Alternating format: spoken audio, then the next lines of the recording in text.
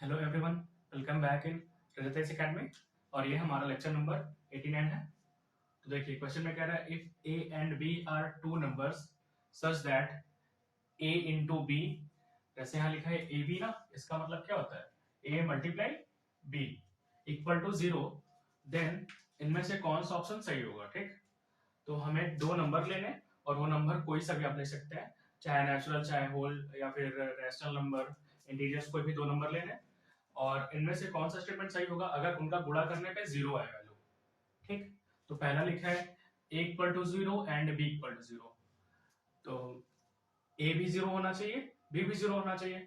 ठीक है, तो ये हो सकता है। ठीक, a भी 0 और b भी 0, तब हम a b का गुणा करवाएंगे तो b 0 हो जाएगा। ठीक, लेकिन मान लीजिए हमने a बराबर क्या ले लिया 0 और b बराबर 0, जब a और b का गुणा करवाएंगे तो 0 आ जाएगा, ये कंडीशन सही है। ठीक, और मान लीजिए अगर हमारा a बराबर क्या हो जाए 1 हो जाए और b बराबर 0 हो जाए तो भी a भी कितना आ जाएगा 0 आ जाएगा। ठीक, और मान लीजिए b बराबर कितना 2 हो जाए, a बराबर 0 हो जाए तो भी अगर a b का गुणा करवाएंगे कितना आ जाएगा a मल्टीप्लाई b, मतलब 2 गुणे 0 बराबर 0। तो ये तीन कंडीशन बनी है। पहले में क्या है ए बी दोनों 0 है, दूसरे में क्या है a बराबर 1 है b बराबर 0, मतलब एक वैल्यू है दूसरी 0 है, और दूसरे तीसरे में क्या है b बराबर 2 a बराबर 0। ठीक, तो फर्स्ट कंडीशन कह रहा है कि a बराबर 0 एंड b बराबर 0। चलिए ये कंडीशन मान लेते हैं, लेकिन अगर हमारी वैल्यू a बराबर 1 हो और b बराबर 0 हो तो भी तो 0 हो सकता है।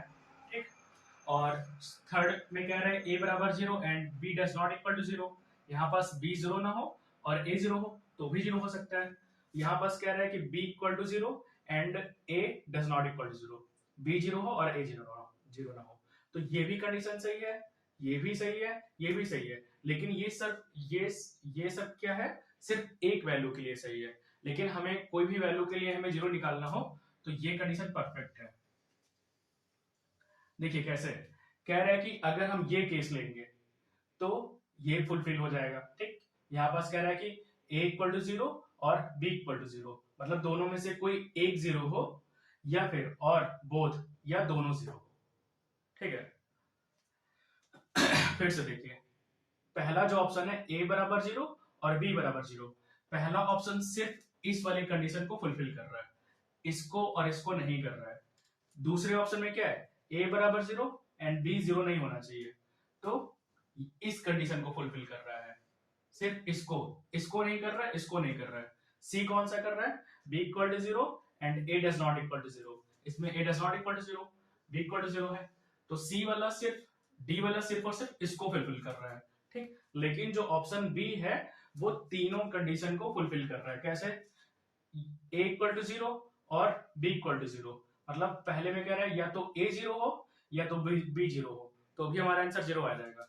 तो इसमें क्या है इसमें a 0 है, इसमें b 0 है, तो इसको भी फुलफिल कर रहा है, इसको भी कर रहा है, और बोथ या तो दोनों 0 हो तो भी हमारा 0 आएगा, इसको भी फुलफिल कर रहा है। ठीक है, तो इसीलिए हमारा जो परफेक्ट ऑप्शन है वो कौन सा है बी ऑप्शन सही रहेगा। ठीक, देखिए ये भी सही है, ये भी स्टेटमेंट सही है, ये भी स्टेटमेंट सही है, लेकिन इन चारों में से परफेक्ट ऑप्शन कौन सा सही है बी ऑप्शन सही है, इसलिए हम टिक किसको करेंगे बी को करेंगे। ठीक है, अगला क्वेश्चन देखिए, between two distinct rational number a and b there exist another rational number which is.